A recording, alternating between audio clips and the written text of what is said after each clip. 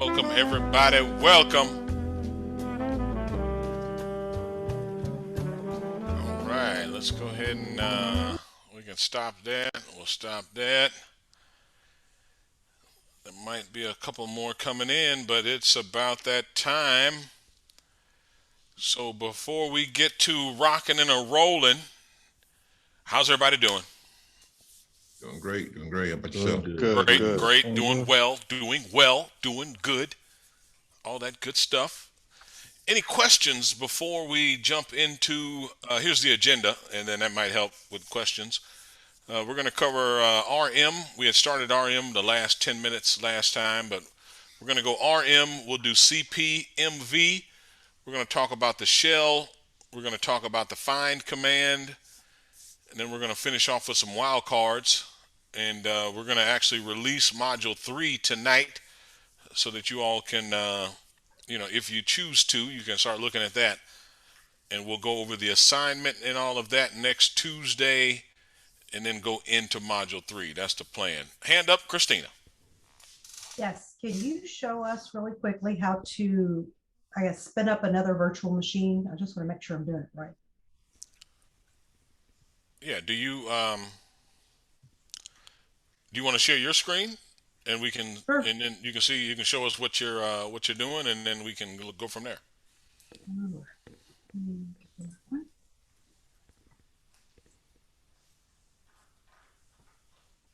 Hold on, trying to pull it over.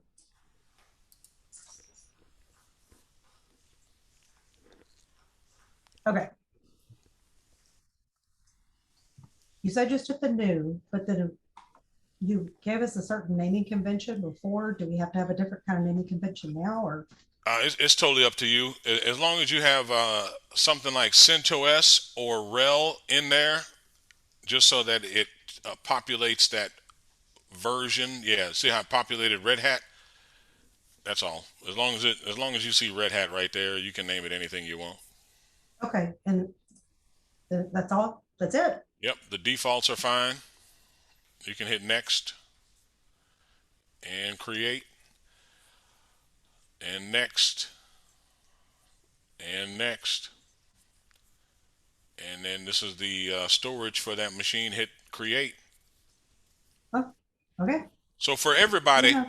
from a very high level, do you know what we're doing right here, Christina? Let me tell you, kind of a trick question.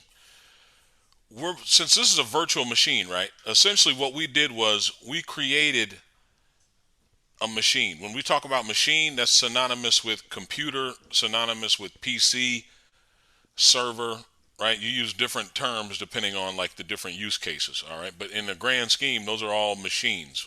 So you just created a machine, right? And a machine is going to have RAM. We gave it some RAM. That was the first thing you had clicked on. That was 1024. We gave it some memory, that is. We gave it some storage. We gave it 8 gigabytes of storage. Behind the scenes, it also took care of some other things, but essentially we made a computer, right? We'll touch base on this a little bit tomorrow in IT infrastructure. So we made a computer, right? The computer's got to have, a motherboard, but that's kind of all built into this VM. But we gave it some RAM, we gave it some storage, but that's just an empty shell of a machine, right? In order for us to interact with those components, we need an operating system. So the thing that we attach is the ISO, that the image that you downloaded, the ISO, you know what I'm referring to? So go ahead and click on storage. You can click on storage right there, or settings, whichever one. Yeah, settings. Just go to settings at the top. That'll work. So in order for this machine to work, you're going to need to install an operating system. So you can think of this as how back in the day you would get things on a DVD, right? And you'd have to put the DVD in to install them. And then after it's installed, you don't need the DVD anymore. So when you go to storage, click on storage, click on that empty. So that's our DVD, right? So we're not going to physically put a DVD in, but the information that would be on a DVD, it's in the format .iso. So what we need to do is attach that ISO to the machine, right? So essentially we're putting the CD into this machine we just created. So you can click on that little blue circle to the right, and then we can use that right there. That CentOS 7 x8664 DVD 2009.ISO. So essentially we're putting the CD into the drive. Then when you turn on the machine, it's going to boot, and we'll talk about the boot process, but it's going to boot to that CD, and then you'll install the operating system to the hard disk, and then from there you'll be just booting up from the hard drive. So I'll let you finish the rest. Go ahead and hit OK. But the next thing you'll do is just power it on, and you'll go through all the same steps of installation that you did the first time. Make sense? All right. Hit start to power it on. Yeah, start just powers it on. Welcome there, Jim. Welcome, Lydell, Jonathan, and anybody else. If I didn't say welcome, welcome. You on me? Welcome. All right. Any other questions before we get to rocking and a rolling? Questions going once, questions going twice. All right. We're going to jump right on in. Let me get to, the classic words. Two classic sentences. The first one being, let me share my screen.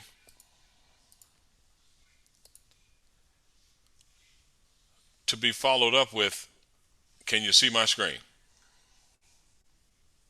All right, we got some thumbs up, we got some nods. All right, we can get started. So we're going to go, and Christina, that's the same hand, right? The hand up, old hand. All right. So we're going to jump straight into it. All right. The best way to do any of this is to actually do it. All right. So we're not going to get on the slides until we need to get on the slides.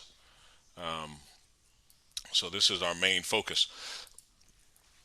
When we log in, what user are we logging in as? Root. Root, also known as the super user. Right? Root can do all. Root is the God of the system, the all being, change, see, do everything. All right, that's root. Root can do it all. All right, if you ever hear about people getting hacked and all this ransomware and all of this, somebody gained access to root and they could start doing what they wanted. All right, root is root, super user. All right, now I want to be clear, we're using root in a practice environment. All right, and this is how we're starting off our machines. All right, the next thing is actually going to be user management, and we'll start creating users and stuff. But in a real world scenario, you almost never log in as root. Okay, but as we learn, we're practicing as the root user because that's the only user we have right now. All right, so let's keep going. I gotta do this again. Root, and then A, B, C, D. 1, 2, 3, 4. Keeping it simple. All right. What is this that we're looking at right here? Shell prompt. Shell prompt. All right. One of the things that's also part of this module is the shell. All right. The shell. The shell. Now, when we first started off, we briefly spoke about, and we'll also talk about this tomorrow in IT infrastructure, is that the operating system, right? What's the core? Let me back up. What's the core of an operating system? Kernel. The kernel, right? And it's that operating system that allows us, now I'm talking from a high level, it's that operating system that allows us to interact with the hardware, right? It allows us to interact with the CPU, memory, peripheral devices, mouse, keyboard, all that kind of stuff, right? So the operating system allows us to interact with that.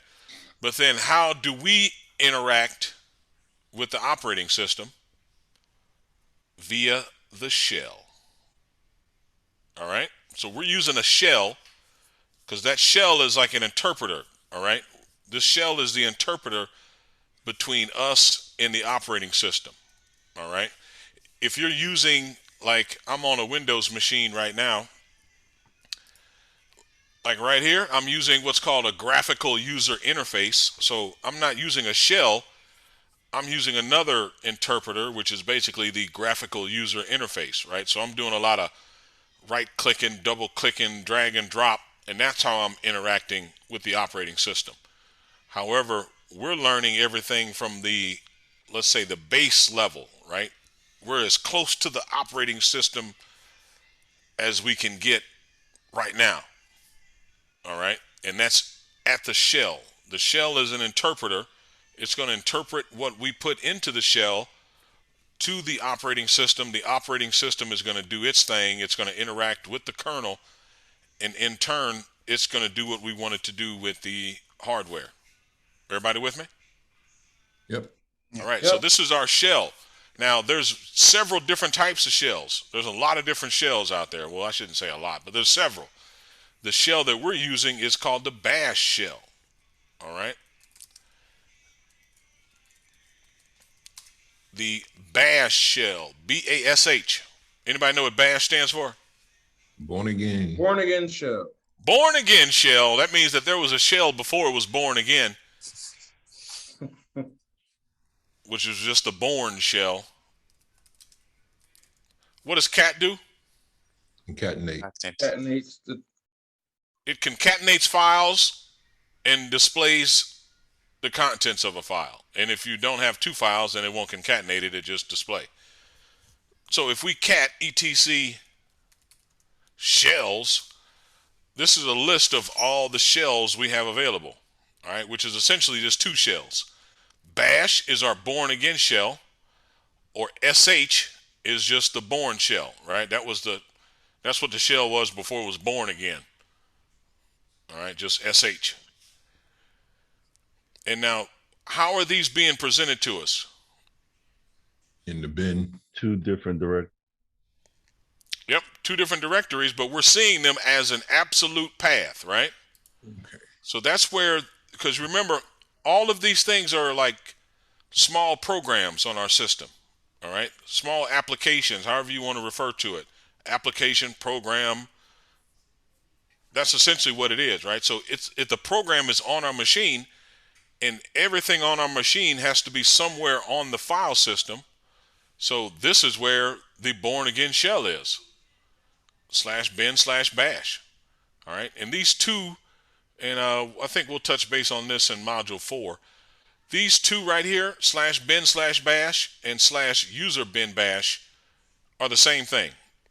All right, it's basically it's a symbolic link, similar to the Windows users. If you've ever used a shortcut in Windows, a shortcut, like you have a shortcut on your desktop to something, that's kind of what the symbolic link is, right? So if I did a long listing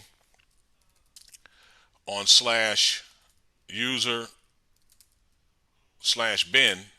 oh, I don't want to do that way. If I did a long listing on let's just say bin bash. All right, we've got bin bash, but if I do a long listing on user bin bash, that's not what I want. I want to do that on /user.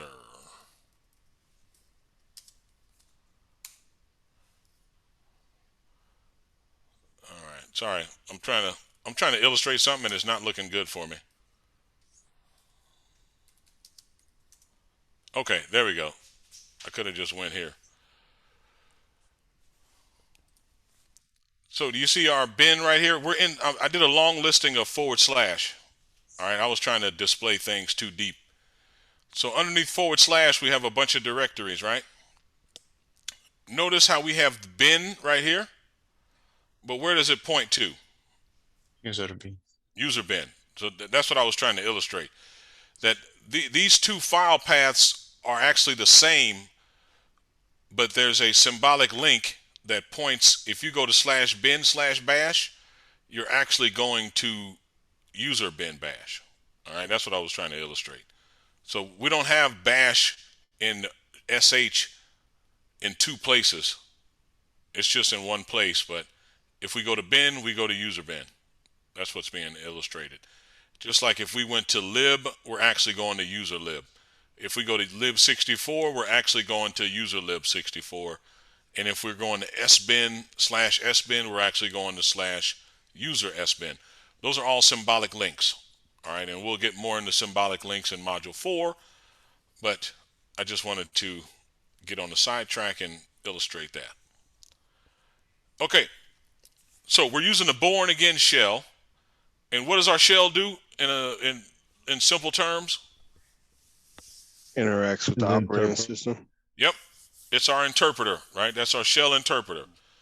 All right, so that's what we're using, and so that's where we get this term shell prompt from, right? We're using the shell. This is the prompt, and this is our shell prompt. All right, and the shell prompt is made up of a few different things. First, we have the user that we logged in as, or actually, I shouldn't say the user we logged in as, the user that we are right now. All right, because Linux is a multi-user system. There can be several users logged in, but this shell is opened up right now under the user we logged in as. And who did we log in as? Root. Root. Root. All right, so that's root. Then we have the @ symbol. The @ is at the name of our machine. All right, our machine, our host. There's so many terms out there that you'll get used to using them. But our machine, our host, our server has a name. It has a host name. If we type the command host name, it will display our host name. Right? So by default, our host name, the name of our machine, is localhost.localdomain. So what we see inside of our shell prompt is the first portion of our host name. You see that? So our shell prompt is made up of the user who's on this particular bash session right now, at the name of the machine, but it won't display localhost.localdomain. It just shows the first part. Then it's going to show what directory we're in. And what directory are we in? tilde. Yep, there we go. Tilde, our home directory, which happens to be /root. All right, and then outside of these square brackets, we have this pound sign right here. That pound sign is another indication that we are logged in as the super user. All right, that's the only user that can have that pound sign is the super user. All right, so that's like a quick glance. If you see a pound sign, you know you're root, or you know you're the super user. You don't have to type who am I. That pound sign lets us know that we're in a root shell right now. All right, a root shell, born again shell in particular. Any questions so far? I have one. Yes. Now, the user or the USR it's like 3 different names I'm finding on this thing. I mean, I know what it is, but it's the user. I have one that says user related program. Another one is Unix system resources, and then the user. So I mean, it's just kind of confusing. It's very confusing. It's not the user in the sense of like I'm a user, you're a user. It's Unix system resources is actually, I think, the term that I think that's the original term. Unix system resources, right? And then depending on what you read, there might be some different interpretations of what goes in there, but it's Unix system resources, and we just happen to always say user / whatever, just because it's instead of USR, but it's Unix system resources. Because technically, I'm asking users going under their own home directory. Am I correct on that one? Correct. Okay. Yep, users will have their own home directory, and root will have its, I guess we can call root it. Root will have its own home directory. All right. All right, thanks. Yes, indeed. Okay, so now we've got our shell. We know what a shell is. we're putting in commands which are executing small programs or big programs that the operating system is taking care of business for us, interacting with the RAM and the CPU and the peripherals and whatever else. All right. So let's get back to our RM command and our CP command. Right. We started off with RM, or no, we ended with RM last time. So let's see what we can start removing. Right. Let's start removing some stuff. So if I want to, James G, I'm not sure what your message was right there. Were you trying to say something? I might have missed something. Sorry. David, can you make me co-host again? Yeah. Thank you. 1 second. Where is?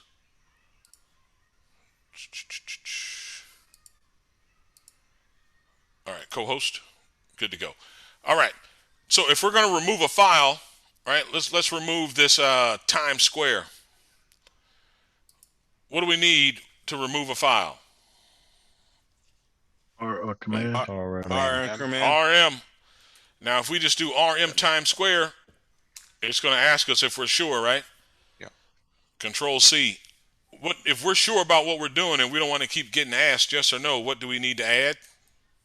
Option Dash F. Dash Yep. F. Dash F. It's gone forever, never to be seen again. Pretty straightforward there, right? Let's say we want to get rid of, let me see, is there anything inside of California? Oh yeah, there's a lot inside of California. Anything inside of New York? We got some stuff inside of New York. So let's get rid of the New York directory. Can we just do RM-F No. New York? No. Nope. Cannot remove New York. Because you remember Linux talks to us. But we got to read in order to listen. Cannot remove New York is a directory. So what do we need to do, Mr. Quick? RM-R. All right. Uh-oh. RM. Now we can do this several ways, y'all. We can do -F-R. We can do -FR. Or We can do RF. -RF. We can do -R-F. You can have one space. You can have a bunch of spaces. All right. I mean, I wouldn't recommend this, but just to be clear, as long as there's a space in between those, it works. But we got to have that dash. If I take this off, it won't work. All right. It does. That's not an option. Option is Dash F. let's go back here. Let me Control C. Man, RM. There it is. It has to look just like this. You remember how we have that everything in bold like this has to be typed exactly? And there it is. Either -F, or if you want to do some typing, you can do -- force. Now, what I really wanted to illustrate tonight was this -R. And you got three options here. You can do -r, -big R, or --recursive. And -R will remove directories and their contents recursively. All right. That concept of recursive when it comes to these commands is very, very critical. All right. It's critical to understand what we mean by recursive. It is the directory in all of its contents. So when we execute a command, that command is going to, let's say, execute on the object, right? If we use a -R and that object is a directory, the R means the directory and all of its contents. Everybody with me? Recursive means that we're going to operate on the directory and all of its contents. Not the file, because a file won't have files inside of files. The file is only going to have, let's say, text inside the file, right? So this recursive is going to apply to directories and all of the contents, all right? I want to keep saying that because when we start using R for different commands, You want to be clear that when you use the -R, depending on how you use that command, it's going to operate on the directory and all of its contents. Everybody with me? All right. So if we want to remove New York, we'd have to, just like Mr. Quick said, we need to throw an R on there. RF just seems to be what I always use. I just RM-RF. That's just like how I've always typed it that way. But if you prefer FR or if you prefer whatever, but you got to have those two. And then we are going to remove New York. And so if we're going to, so what we're doing is we're removing recursively, forcefully, the object New York. And because we have recursive, it's going to remove the directory and all of its contents. Okay? Just keep that in your mind. When you think about recursive and you're dealing with a command, it's going to be on the directory and all of its contents. All right? Hand up, Garrett. And that would include any directories inside the directory of New York as well, right? Absolutely. Yep. Recursive is going to be the directory. And for some reason, I always do this. And all of its contents. Whether you have 1,000 directories, one directory, no directories, one file, 1,000 files, 1,000,000 files, it's all gone. All right? Because when we get to our wildcards, it's going to make a lot more sense when I talk about how when we run a command, the command is going to operate on what's at the end of that file path, right? So like, for example, if I wanted to remove RM-RF/New York/the subway, are we going to be removing New York? No. No. We're going to remove the object that's at the end of this path, in this case, the subway. And even if that's a file and we use the -R, even though it's not necessary, it won't throw an error like, oh, you can't use the R because I'm a file, right? It'll still work. Hand up, Mateos.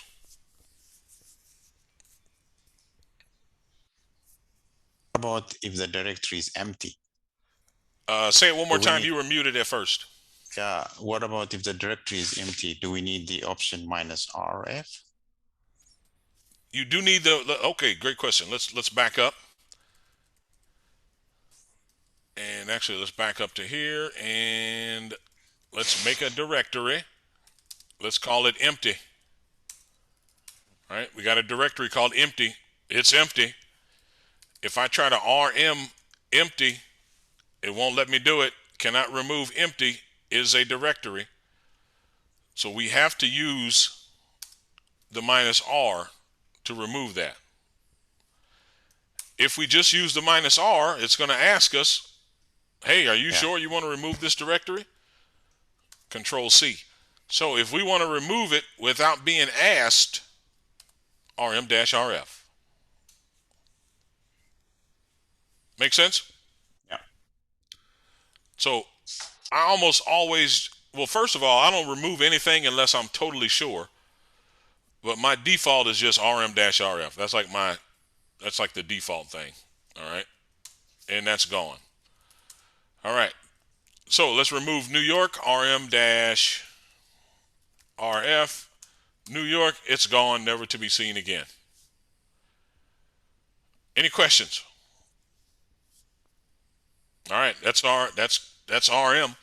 So now, since RM is going to get rid of stuff forever, you may want to copy something. All right, CP, man, CP, copy, files and directories. All right, now this kind of gets a little confusing, but the one in the middle is what we're concerned with. CP, what does this right here mean? Optional. Option. Options are what? Optional. Option. Yep, options are optional. And we could use multiple options. but we have to have a source. And can we have multiple sources? Yes. And then we have to have a directory that we're copying to. All right? Or a destination. Right? Actually, this first one here is probably the better. Source and destination. We have to have a source. We have to have a destination. It depends on what we're copying in terms of how we use that. All right? So, once again, I'm going to use the phrase objects. Right? A file is an object. A directory is an object. So when we copy something, we've got one object. We make a copy of it.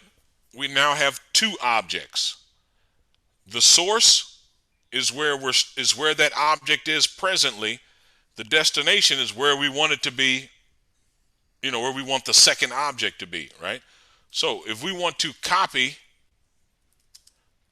the New York file into, let's just say, the temp directory, which is /tmp, I can copy the source is New York. The source object is New York. I want to copy New York. Where do I want to copy it to? I want to copy it over to /tmp. All right, so when I copy an object, I start with one object. I now have two objects, and the destination is where that second object is going. Where's the second object going to go? Inside of this directory. TMP. Yep. So now, we're dealing with one object at this point, right? One source object. So if I do New York, if I copy New York into TMP, again, I got one object, I make copy, I got two objects, the second object is going to go over to TMP, the first object still stays where it is. I hit enter. LL on /tmp. There goes the copy of New York. Inside of my PWD, I still have the original object. Everybody with me? All right. So again, I had one object, copy. I got two objects. Source object, destination goes over there. Now I can do this same command and then call this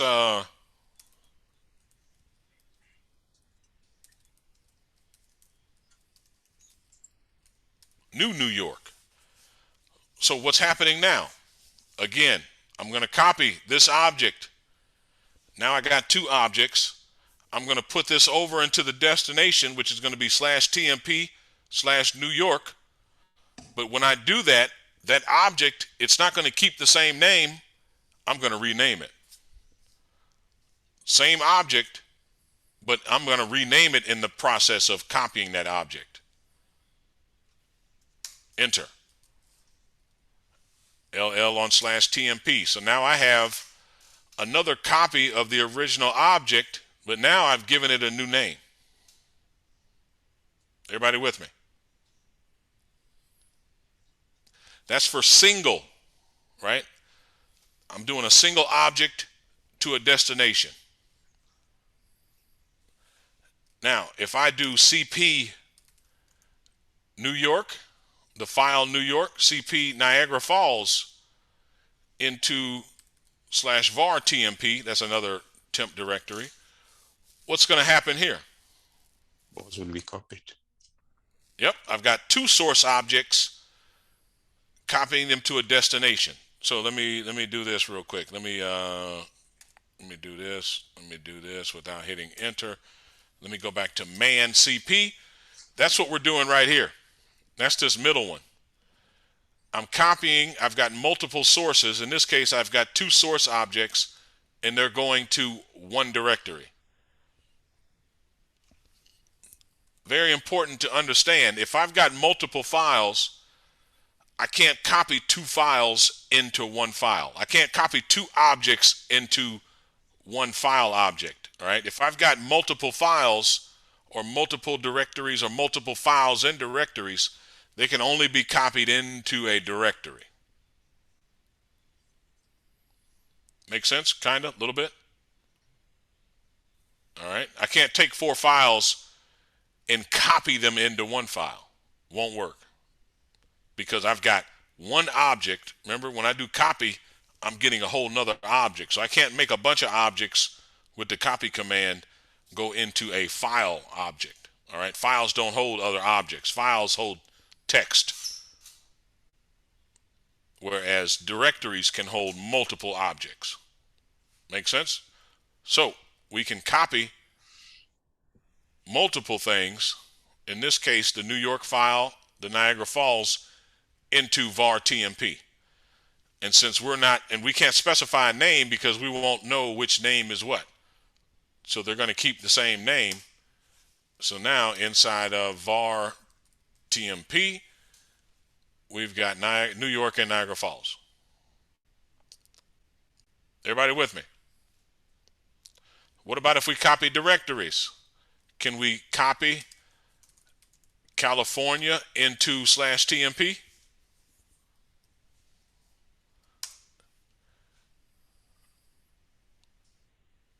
Linux talking to us. What's Linux talking about? What's it saying?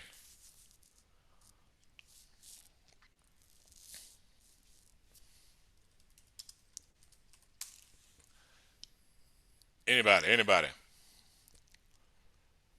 think he's saying you need the absolute path for California directory. I don't know. We need, say it again.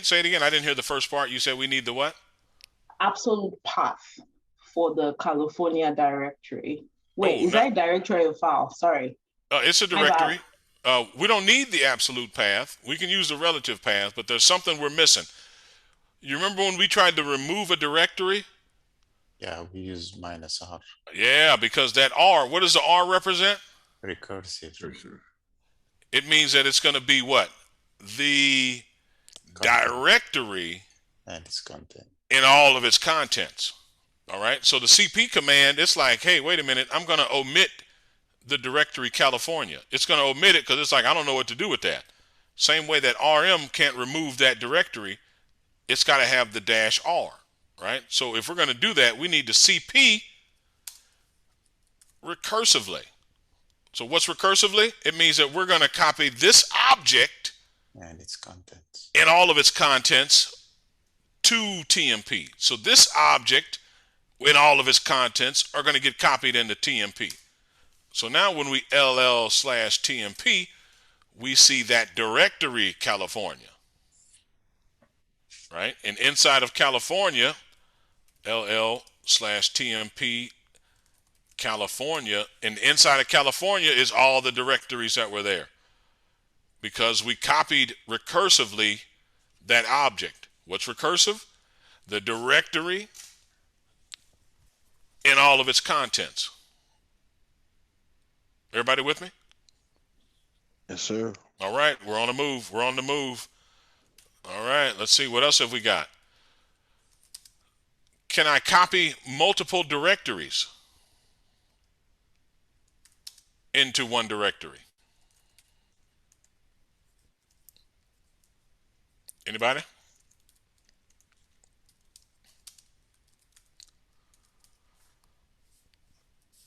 Yes, no, maybe? No, mine shows only one directory.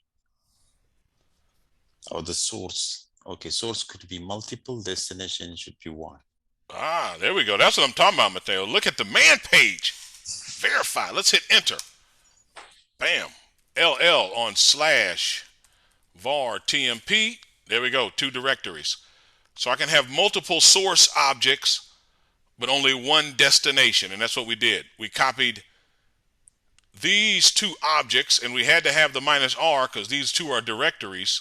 So we copied this directory and all of its contents, this directory and all of its contents into /var TMP, and we see them right there. And everything that was in there is still there. /var TMP, Linux for jobs still has all the stuff that we have in there. Hand up, Damon. Quick question. Now, for the CP, that's files only, and then CP-R is files and directories. I just want to be clear. Correct. CP will CP is going to copy the object to a destination. If that object is a directory, we need the -r. So I think we're saying the same thing. I'm just approaching it from a different viewpoint. All right. Because right now we're just dealing with files and directories. If I use the -r on a file, it still works, right? Like it's not going to throw an error. That's why I say it, the way I said it. Okay, so that's copying, and right now we've just been copying to whatever destination, all right? And we've been copying it to a destination using an absolute path, no question of where it is. Everybody okay? I didn't lose anybody, did I? Kinda, a little bit. No, we're all right. Keep going. Yep.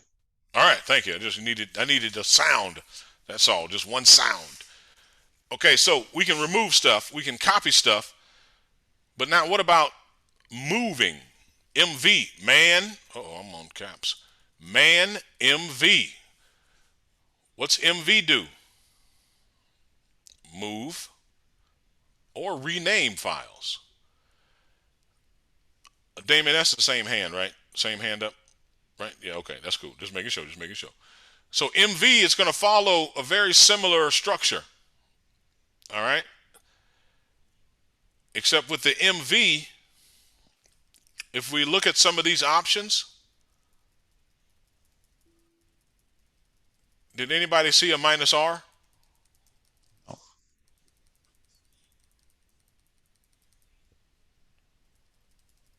No R there, right? No recursive on this one. Why is that? Well, when we do an MV, let's back up. When we did CP, we had one object, and then we had two objects, right? With a source and then a destination. MV means that we've got one object, and we're going to move it somewhere, right? So that object is being moved. Whether that object is a file or directory, doesn't matter. We're moving that object. So there's no need to say recursive because we're taking the whole thing. That's what MV is doing. MV is going to move that object. We're not making a duplicate object and putting, keeping one and putting the other one over there, right? So if we want to move, let's see here. Let's make two more directories because better yet, inside of TMP, let's remove California in these two New Yorks. How can we do that? RM RM -r -r. I like the F. It's just a natural. RF /temp TMP California. Can we remove multiple objects? We sure can. We can do a space Yes, and we can give yeah. the absolute path to New York, and we can also do New York. And if anybody recalls, we could have used some curly braces in there too. I was just gonna ask how we use the Yeah, let's do it, braces. man. Once you learn the curly braces, there's no going back. Yeah. So then it would be this one here, California, comma, New York, and New York. I think I got that right. I think it's gone. I hit enter. Yep, gone. Oh yeah, we're on a roll. We're doing good. We got brace expansion, all kind of things happening. All right, so we were talking about MV. All right, so now let's move California to /TMP. So what are we doing? We're going to take this object and move it over here. LL on /TMP. There goes California. And California is no longer in our PWD. Pretty straightforward, right? And we can also move the object. Let's move Linux for Jobs into TMP, and then we can we rename it when we move it? Yes. Absolutely. Yeah.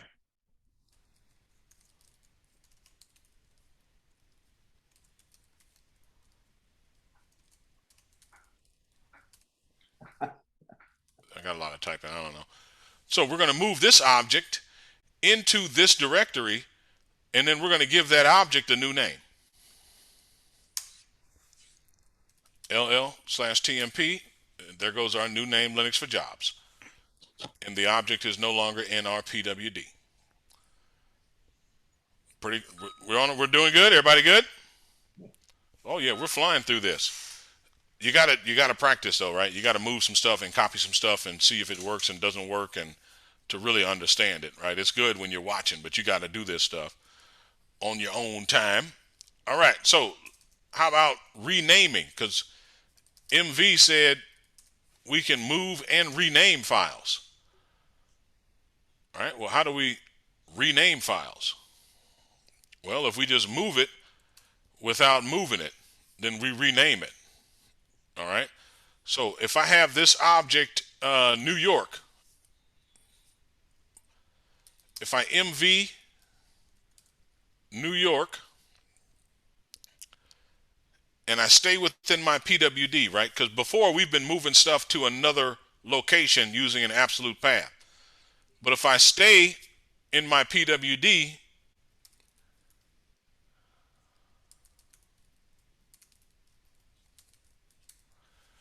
so what's happening is I'm going to move this object in place.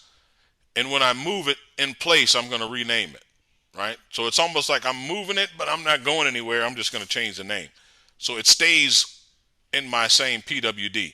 So it's like I'm moving it in place. It's kind of hard to really, it takes a while. Some people get it right away. Others, it takes a little while, but I'm moving it in place. And in the process of moving it, I'm going to rename it.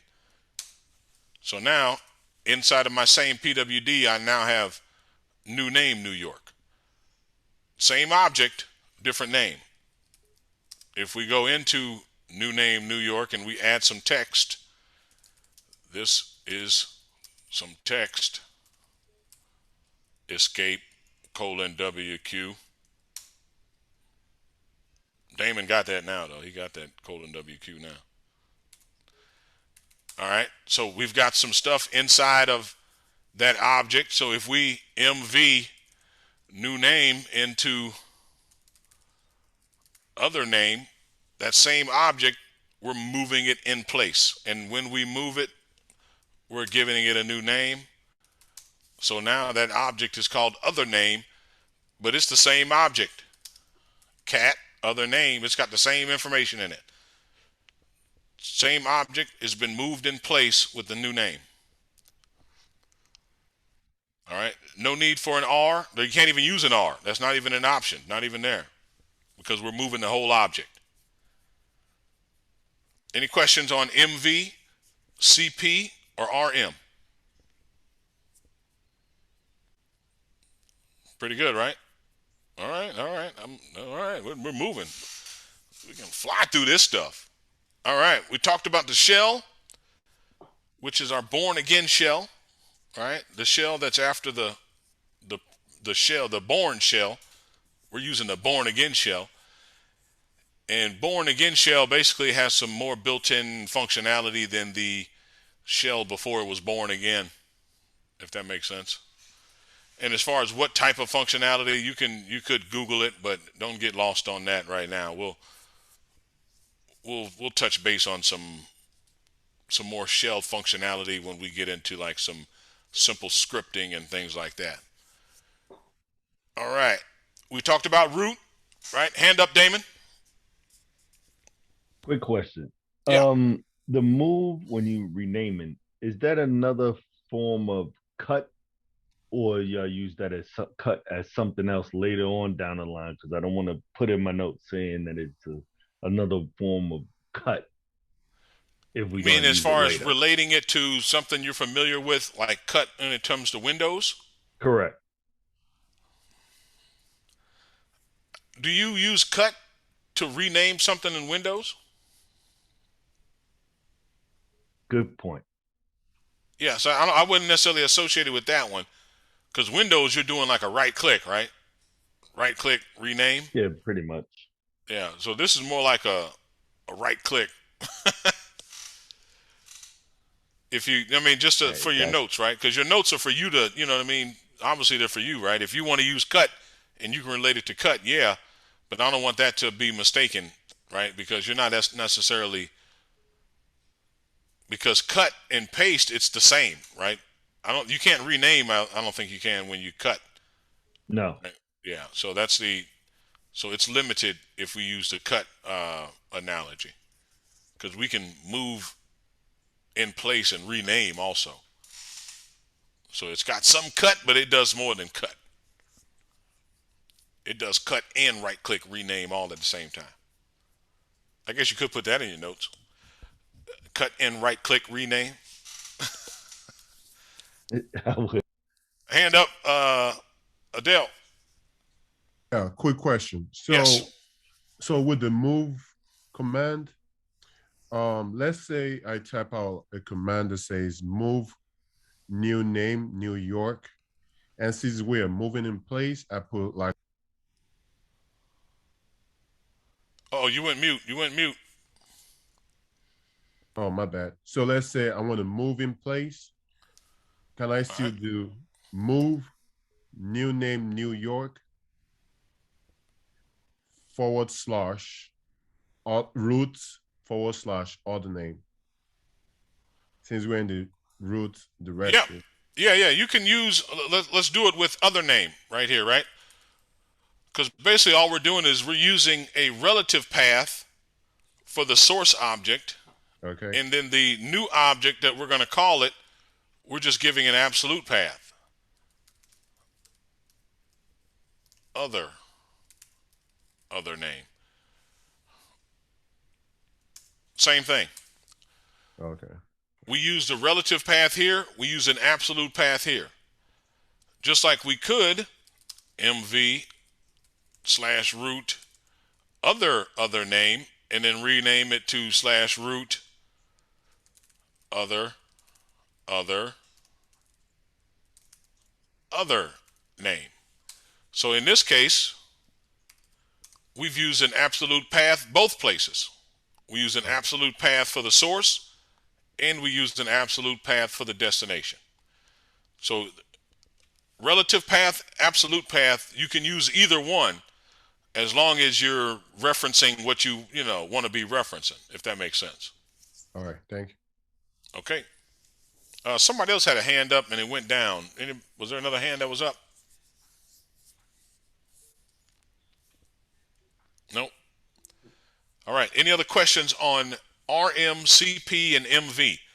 And the assignment has some RM and CP and stuff in there. All right. We talked about the shell. We talked about, or we can talk about root one more time. We talked a little bit about it last time. But what are the 3 roots that we have? Super What user. root is this? What root is this? Super user. Yep. The super user root. All right. REDHAT. So the super user, right? I could just say the user root, but it's not a regular user. It's the super user, can do it all, right? So we've got root, the super user, and we also have, I put in the wrong password. Hold on. I'm not logged in yet.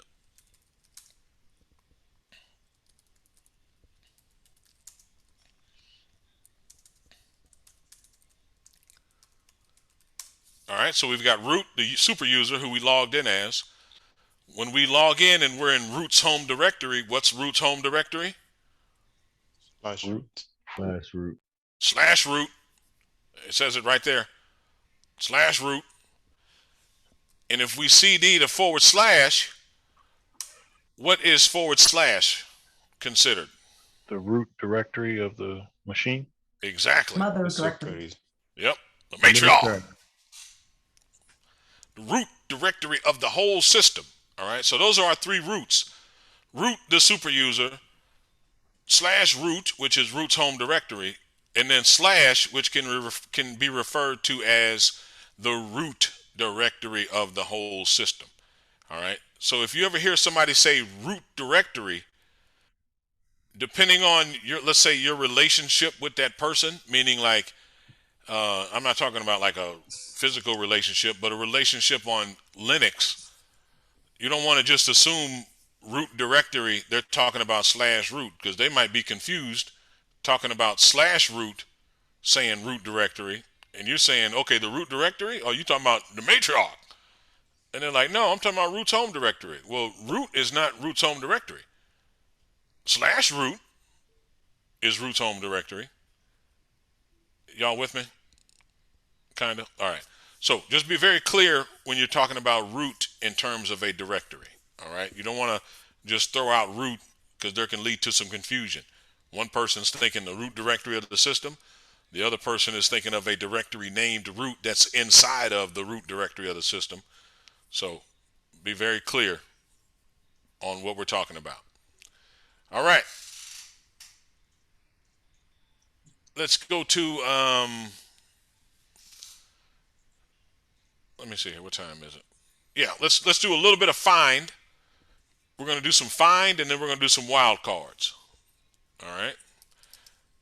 Got to click. Man, find. We got a lot of stuff here. What's find doing for us? Search for files in a directory hierarchy. All right. I don't like that explanation. I like my explanation. So what does find do? Find will find all the objects on the system. All right. I don't like to just say find will find files and directories, because if we go into the man page for find, and when we look at, I should have just used search. Yeah, let me just search. -type for type. Okay. Everybody can see that, right? Yeah. So find, because I used to say find will find all the files and directories. All right. Find will find files and directories. Okay. Find will find files and directories.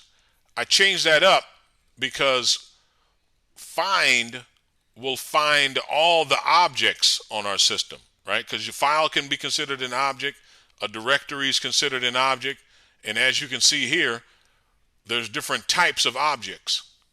We've got block special, we've got character special, we've got D for directory, we've got P for a named pipe, we've got F for regular file, we've got L for symbolic link, S for socket.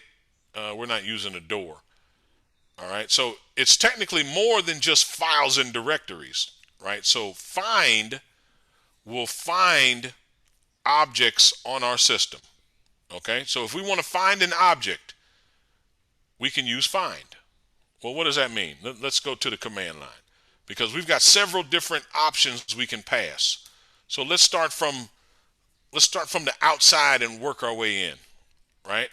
So find will find all the objects on our system. All right. So find, the second part. If you can remember the first two parts about find, it'll make your day really, really easy. The first two parts, find will find anything. The second one is, where do you want to look? All right. So if I want to find inside of /root, that means that it is going to, when I say it, I'm referring to the find command. We will find all objects inside of /root. Does that make sense? It's like a recursive. Oh yeah, absolutely. Yeah, it's like a recursive without the R in it. Correct.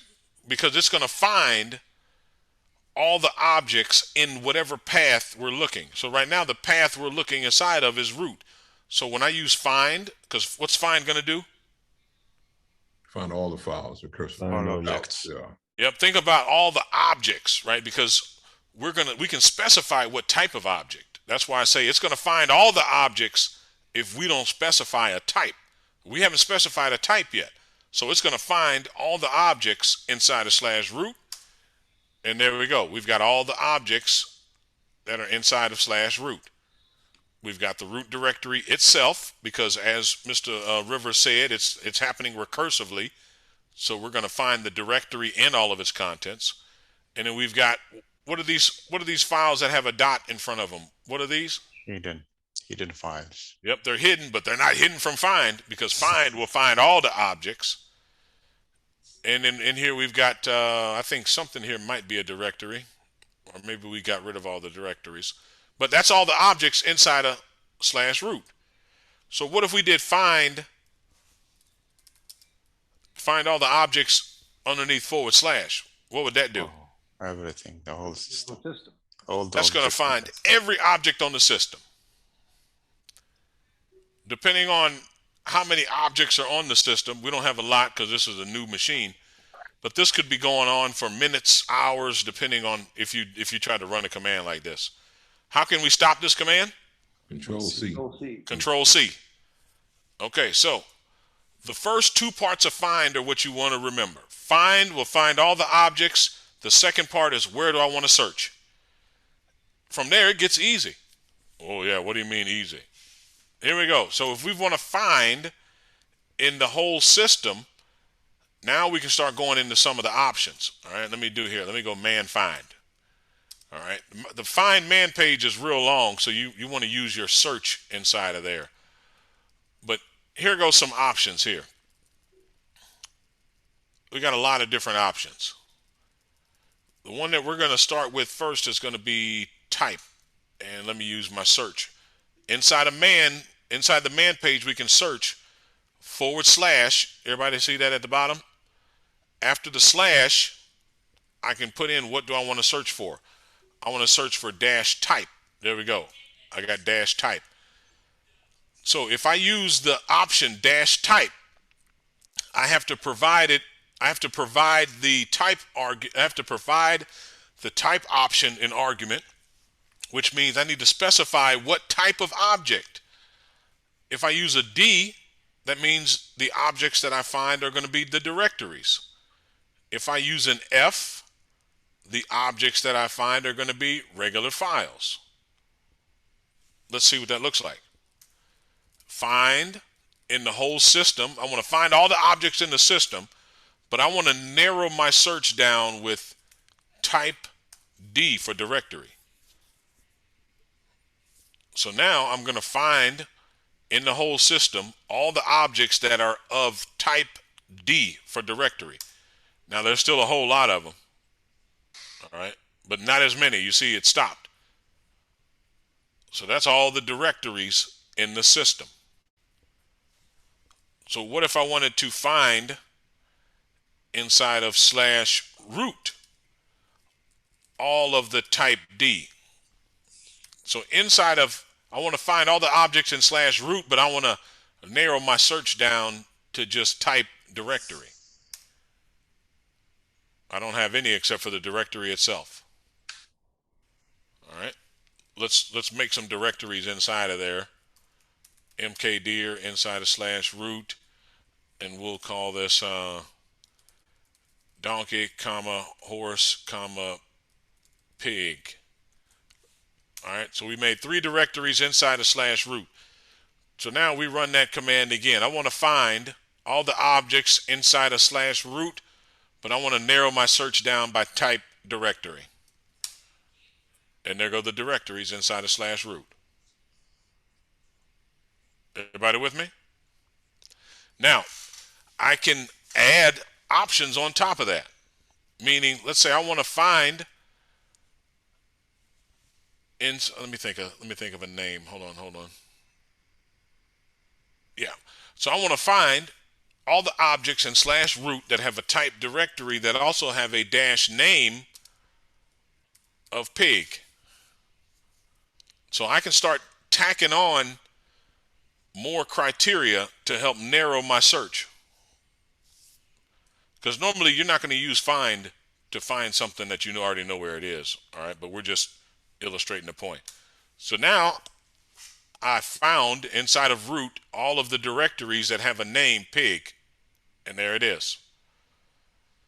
And if I wanted to find in the entire system all of the files with the name pig, am I going to get anything? Nope. No. I don't have any files in the whole system that have a name pig. But can I find in the whole system any directories that have a name pig? Yes, one. There we go. Now that's just two. Okay? You might think, well, why would you want to use this? Well, you can think about, sometimes you've been working on stuff, right? And you can't think of you know the name of it, but you're not sure where it is. Well, you can use find, right? You can know it's a directory, you know it's a file, you know the name of it, you're just not sure where it is. So you can use find to find it. Hand up, Garrett. So what if you had a directory named Pigeon, like PI started with PIG? Would both of those come up if you just typed PIG? Great question. Not until we incorporate some wildcards. And that's what we're going to do next is wildcards. So give about 5 minutes, Garrett, and then you'll see how we can use that with the wildcards. All right, so find. We'll find all the objects and then the path to where we want to search. Trivia question. If I use find without any options, if I don't specify a path, where will I find? Or where will I be looking? Put it that way. PWD. PWD, exactly right. So right now I'm inside of /. So if I just ran find by itself, it's finding everything, just like it's supposed to. All right, because I didn't specify a path. If I'm inside of /root and I just use find, it's only going to find what's inside my PWD. All right, so find will find all objects. Then we specify where do we want to look. Then we start breaking down the criteria. Right? For example, find. We have some criteria that have to do with, you see that amen right there? Mm-hmm. What's amen have to do with? Amen. What's amen have to do with? Certain number of minutes? Yep. File was last accessed in minutes ago. Right? I have a time, which is the same thing, but in hours format.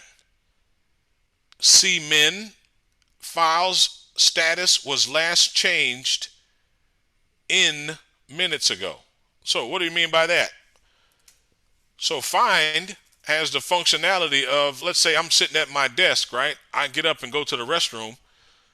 You come back from the restroom, and then all of a sudden you see Christina getting up from the desk, and she's like, oh, I was just getting, and you're like, what? What are you doing at my desk, Christina? It's like, I wasn't doing anything. Well, hold on. Let me find in the whole system all of the files that were accessed 5 minutes ago. I didn't have any that were accessed 5 minutes ago. Right? So that's how we can, narrow down our search by the access time. Or cmin means if it was changed X amount of minutes ago. Now these things right here that say no such file, this /proc is part of a virtual file system that the kernel uses. So it constantly changes. So you might see something inside of /proc that says file not found sometimes. Garrett, you got a hand up? Yeah, and that's within the last 5 minutes, right? Oh, very good question. That's actually 5 minutes ago. Exactly. Okay. -5 would be within 5 minutes ago. A lot of stuff has changed.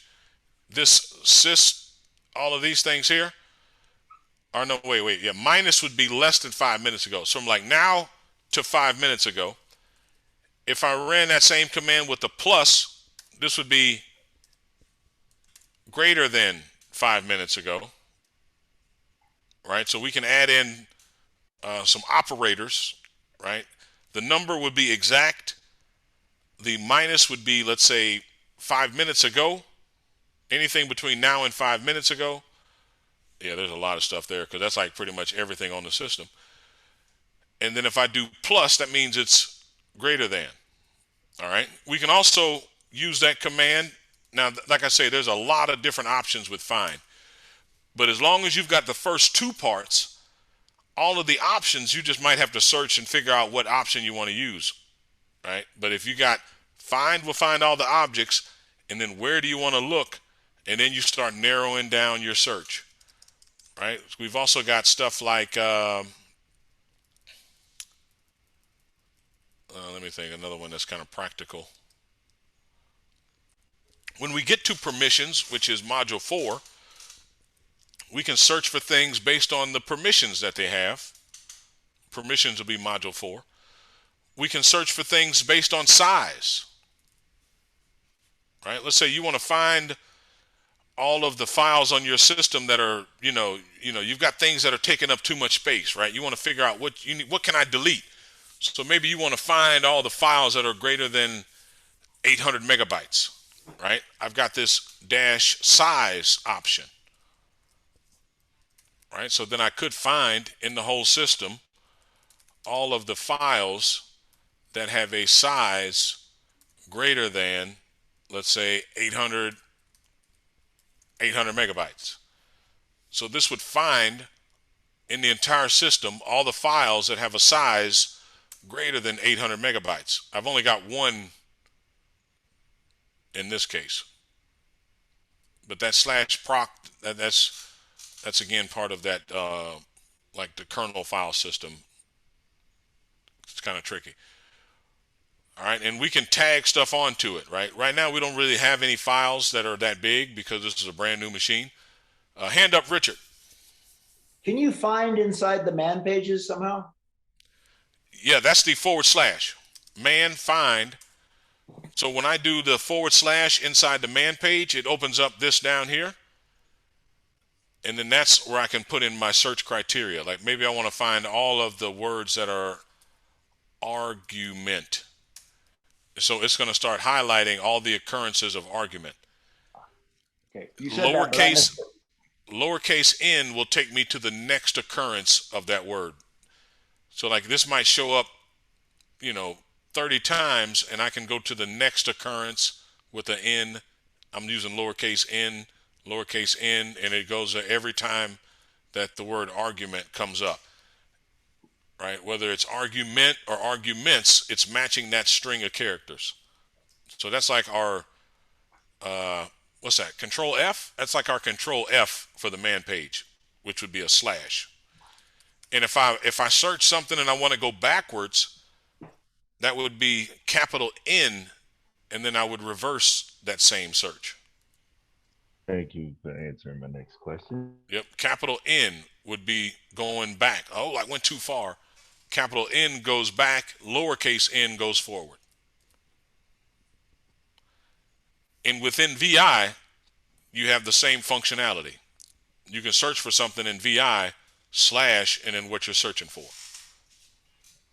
So you have the same functionality inside of VI with that search function that you do with the man page.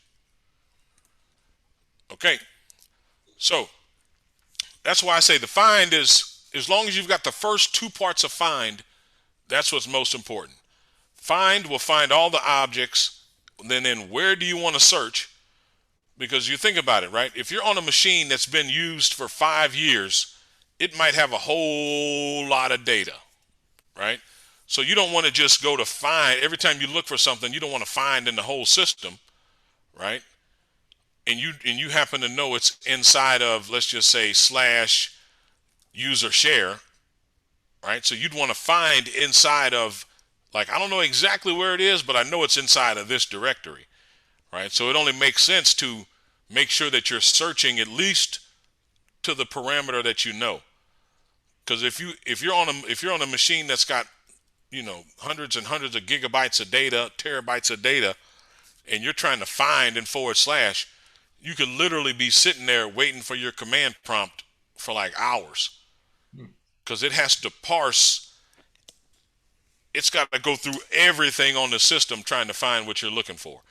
It won't display on the screen, but your command prompt will just be sitting there hovering while it's trying to find what you want to find. So you don't want to just default to, I want to find in the whole system, right? If you happen to know, like, okay, I need to find inside of /var/log something. Okay, but again, these are finding objects. This is not finding text inside of files. That's something else. This is talking about finding objects, and then we can narrow down our search by giving it maybe a type, maybe a name. When we start creating users, we can also add on files and objects that are created by a particular user, right? Like maybe the user Elmo. When we start dealing with, that's actually the next module, we start adding users and we start talking about groups. Maybe you want to find everything that a particular group owns, right? You have a group named instructors, right? So you can find, instructors. So I would find inside of /var/log all of the files that have a name donkey and are owned by the group instructors. And then maybe I wanted all of those that have a size greater than 20 megabytes that were changed within the last 10 minutes. So like you can just keep tacking on different criteria, right, to keep narrowing down your search. So as long as you know what you're starting off with, all the criteria, it just depends on what criteria that you're trying to find, so that you can get very, very fine-grained searches, right? Like the user, let's say the user Elmo, we're firing Elmo. We're going to fire Elmo tonight, right? And Fabian is going to take over his work, right? And so we're like, well, let's just change everything over to Fabian, right? So maybe I need to find in the whole system everything that's owned by the user Elmo, so I can see exactly what that is, right? And then now the find command has so much functionality that I can, and this is going to be extra here because we're going to come back to find, but I could find all of that stuff, and then I could -exec and I can execute a command on all of those things, right? So it's like, not only can I find the objects, I can then do something with them, right? Like if I wanted to find everything that Elmo had, and then I want to execute a command that would change, we'll do this in, I think, the next module, but or the next one, or if I wanted to like change the ownership to then Fabian for all of those objects. Now I'm only showing this for like example purposes, that so many things can be done with find, right? So then I can find everything in the system that's owned by the user Elmo, and then I'm going to execute, we haven't talked about this command yet, but then I would execute a command that would change ownership on all of those objects to Fabian, right? Or we know we don't want to, we want to, Elmo's leaving, we don't care about anything he did. Maybe we want to find everything that Elmo had and delete it. I got an option for that too. So again, we know what find is going to do for us, and then whatever criteria or whatever else we want to do with those objects that we find. Find can, there's a lot of stuff that find can do. All right. And then you can see, man, find, you can see from the man page, there's a lot of stuff. Hand up, Richard. That command you had a second ago would have deleted both Elmo and everything owned by Elmo. Nope, only objects. All right, since we haven't gotten into users yet, but a user is not going to be an object. It's considered, yeah, it's not an object on the system. It's a user on the system. We've got different types of users, but objects would be like the file object or the directory object or one of those other objects that we saw here in the man page. I mean, yeah. Now, inside the man page, most man pages, I shouldn't say most, a lot of man pages towards the bottom will have an examples section. Right, and it gives you examples on how you can use stuff. Now, you don't have to read through examples right now. I'm just showing how a lot of times, not every man page, but a lot of man pages, when you get towards the bottom of the man page, it will actually give you some examples on how to find stuff. All right, on how to use that command. Like, for example, you see this one right here? Find $home -m time 0. And then it tells you this would search for files in your home directory which have been modified in the last 24 hours. This command works this way because the time blah blah blah blah blah. So it has different examples. Not every man page has examples, but a lot of man pages do. When we get to permissions, module 4, you'll see how we can find things based on permissions as well. And then you got all this other stuff going on here. Like, man, what is all of that? You'd have to just do a little research. We're not going to be going into that kind of depth with find. I'm just showing how find can do a whole lot of stuff other than just finding the object. Because we can find objects and then start doing stuff with the objects and changing the objects, manipulating objects. Fun stuff, fun stuff. So you'll begin to see that most operators will operate from the command line because of so much that you can do quickly, right? Like you can't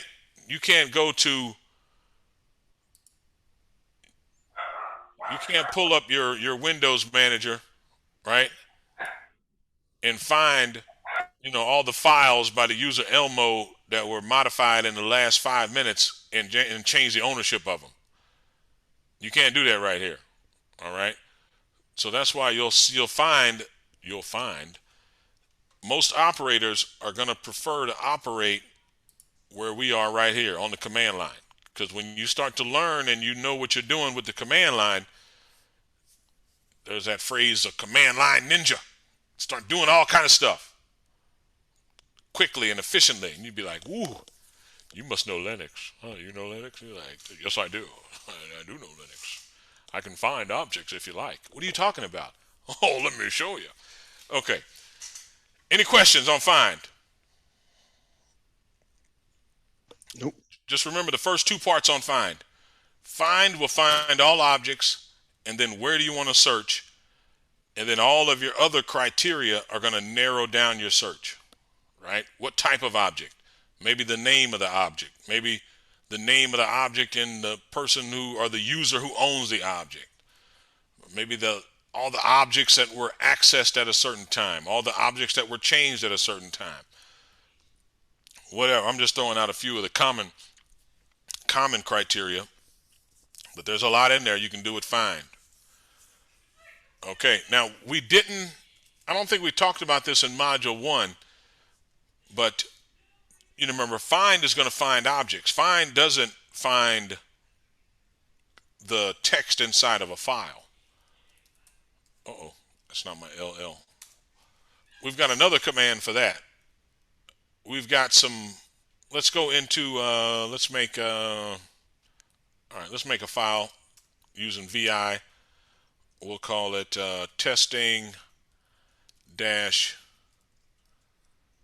we're going to call it testing grep. we're going to go to insert mode, and we're going to do this is a file with some words that I do not know what to say, but we need a file with some words so that we can use the grep, I'm spelling stuff, command. Yes, the name of the command is grep. Man grep. This is the man page for grep. Okay, escape, :WQ. So we've got a file called testing prep. Okay, so we'll find objects. We have another command called grep. All right, grep print lines matching a pattern. So the pattern in this case is a string of characters. All right, when I say a string of characters, a character, anybody know what a character is in terms of a keyboard? Anybody? All of them. Yeah, exactly. All of them, right? A character, right? So one character, two characters, three characters, that's a string of characters, all right? Doesn't matter what the characters are, it's a string of characters, which is going to be referred to as a pattern in this case. So grep searches the named input files, or simply put, it will print the lines matching a string. Okay, let's see what that looks like. So grep is actually going to work for the text inside of files, right? So we put a bunch of text inside of testing grep.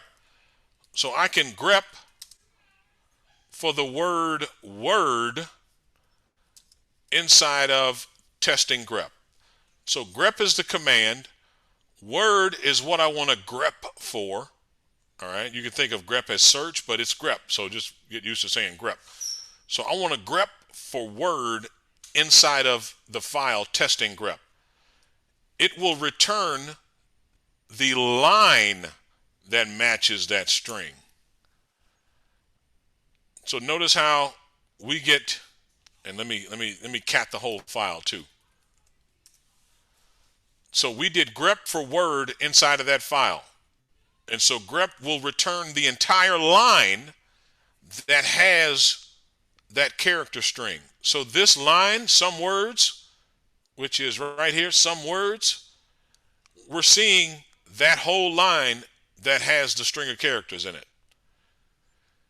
And then we also have on this line here, but we need a file with some words, we get the entire line that has the string of characters within that line.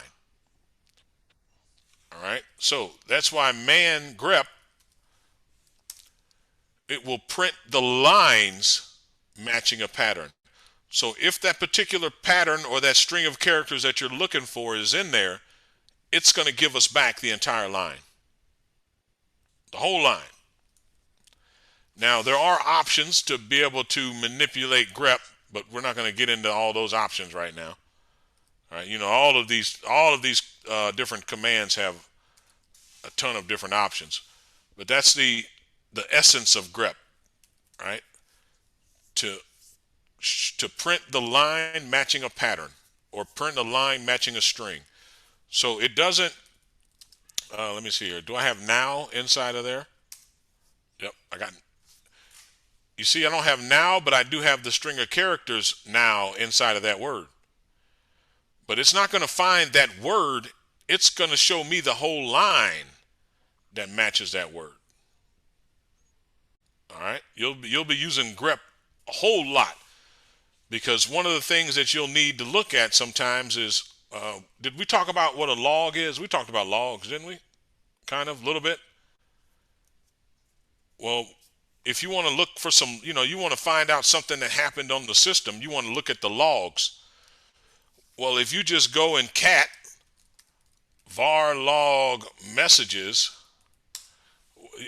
what that's not going to help you. You know what I mean? You're going to be searching all day. But let's say you want a grep for slice inside of var log messages. There we go. Now I can just see all of the occurrences of that. Now it doesn't matter what this is. I'm just illustrating, how you could use grep, right? You're going to use grep so that you don't have to. That's like a quick way to use Control F, but Control F is like just finding the individual word, whereas this is going to shoot back to us the whole line. All right, you're going to use a lot of grep. We're going to use a lot of grep throughout this course. Any questions on grep? We got find. We'll find objects. Grep is going to print the line that matches the string within that file. All right, you can't grep a directory. All right, you can grep inside of a file. Make sense? Looking for a string of characters in a file, that's grep. Cat will just display everything. More gives you everything in there. Less gives you everything in the file. Grep, I need to grep for something inside that file. Right? That file might have a ton of different lines, a million different words. I can use grep to narrow my search. And then grep has a lot of different options where I can find a line and then I can print the next 10 lines after that. Right? Because sometimes you don't want to find just one. You might want to find one line, but you want to get the information that follows, so you can actually grep for something and also get the next 10 lines. Or you can grep for something and get the previous 6 lines. Or you can grep for something and get the 10 lines before and the 30 lines after. I mean, there's all kind of things you can do with grep. We're not going to trying to learn how to use grep like a maniac, but there's a lot of options with grep, right? Like you can search for all of the lines that don't have something, right? Use it in reverse, right? Get all the lines that don't have a string. A lot going on with grep. All right, any questions so far? I'm not moving too fast, talking too much. We okay? We good? Everybody lost? Or everybody's on point? Everybody good? Okay. All right, we're going to go to wildcards. All right, I like wildcards because wildcards are like the curly brace expansion, right? Once you learn how to use it, you want to use it all the time, right? And I haven't forgot about your question, I think, Damon. The wildcards can help increase our search chances. Well, let's make let's set up a scenario here, right? So let's make a words that start with I don't want to say words that start with HO. Let's do words that start with GO. We got goat. Somebody just throw out some words. We got go. Anybody? Anything? Golf. Golf. Good. Good. Gore. Gopher. Gore. Gopher. Gopher. With a PH, right? Yes. Game. Game. Oh well. Go aim. Game. Okay. Go aim. We need GOs. We need GOs. Okay. On. Gone. There we go. That's good. Yep. So, wild cards. The first wild card. The way I like to explain it is if you stick to these definitions, it makes your life a lot easier. The asterisk, right, which is shift 8. Asterisk represents 0 or more characters. An asterisk represents 0 or more characters. What does that mean? We already know LL is going to list the contents of our directory. But let's say we only want to list everything that starts with the GO asterisk. Now, what does the asterisk represent? Anybody? Zero or all. Oh, Yep. Zero Or more. or more. That's Zero very to key. all, yeah. Right? That's very key. It can be zero. What did I say? Or more. Or Yeah, more. 0 or more characters, right? Up to infinity, or up to how many resources your system has, right? Storage and memory and stuff like that. So this is going to do an LL on everything that starts with GO and ends with 0 or more characters. There it is. So GO and then 0. All right, this is GO with 0 characters. The rest of these are GO with 0 or more characters, right? And if we had a file that was called GO1234ZZZZZ, and we run that command, it's going to get that too, because that's GO asterisk is 0 or more characters. Make sense? All right, so if I had, and it's just like this with find too,